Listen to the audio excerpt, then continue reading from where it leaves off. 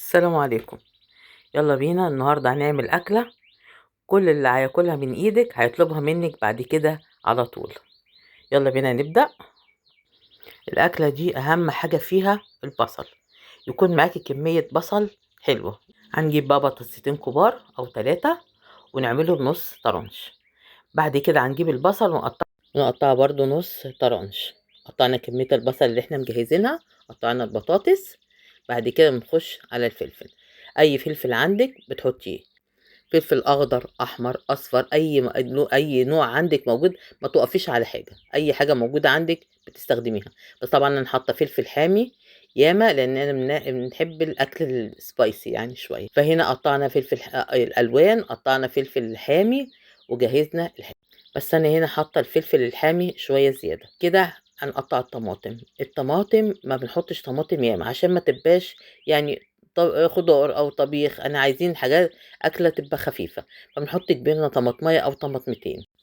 انا حطيت نص راس توم بس طبعا ما طلعتش في التصوير، وخرطتها خرط. دي قطعه ليا، ودي اللي هتخلي لك الاكله حكايه.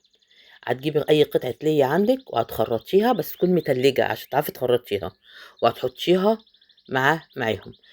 تاخديهم بقى كلهم، تحطي الملح، تحطي فلفل اسود، بس تحطي حبه بقى فلفل اسود بقى ايه، حدث ولا حرج، حبه فلفل اسود حلوين ومعلقه شطه. واللي ما بياكلش شطه بقى طبعا ما يحطش. هنجيب اللحمه ونجهزها. بس في تكايه تانية، ان لو عندك بهارات مشكله هتحطي منها معلقه. البهارات المشكله دي بتخلي ريحتها حكايه، وخصوصا لما يكون فيها جوز الطيب ما شاء الله هتخليها لك ريحتها جميله جدا. كده احنا جهزنا اللحمه بتاعتنا وحطيناها معاها، وهنقلب كله عشان كله يتشرب الملح والبهارات كلها مع بعضها. هنا هنا معلقه البهارات، وهتقلبي بقى كله في بعضه. تبداي بقى تجيبي الصاج بتاعك او الصينيه بتاعتك اللي هتحطيها، وهتفرشي فيها ورق الالومنيوم.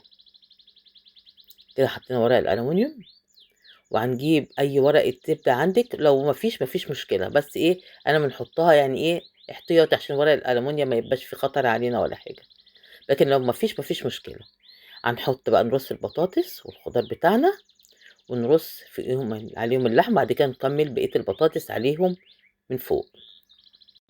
وبعد كده بنحط زي نص كوبايه ميه احتياطي علشان ما تتحرقش مني، لكن كل الخضار ده بننزل ميه.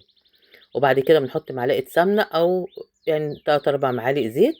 وبعد كده نبدا نقفلها. عايزه اقول لكم على حاجه، الاكله دي ممكن تتعمل بالمفروم، ممكن نعمل كفته ونعمل نفس الخلطه دي ونعملها. ممكن تتعمل بالصدوق، ممكن تتعمل بالثلاثه مع بعض. كده احنا حطينا الزيت، وهنبتدي نقفلها كويس علشان تستوي معانا.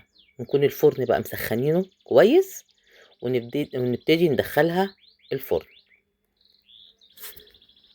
اقول لك، اول ما هتدخليها الفرن ويبتدي ريحتها تطلع، هتجيب ريحتها لاخر الشارع. هتلاقي الدنيا كلها شمت ريحتها، وهتلاقي كل اللي قاعدين مستنيينك مش صابرين عليها. ما شاء الله ريحتها رهيبة رهيبة رهيبة. ريحتها جميلة جدا وشهية، وهتخلي كله يطلبها منك على طول. ما شاء الله جميلة جدا. واللحمة استوت، والبطاطس استوت، والخضار كله استوى. يلا اعملوها وربنا يحسن ما بين ايديكم. واللي ما اشتركش في القناة يشترك عشان يوصله كل جديد.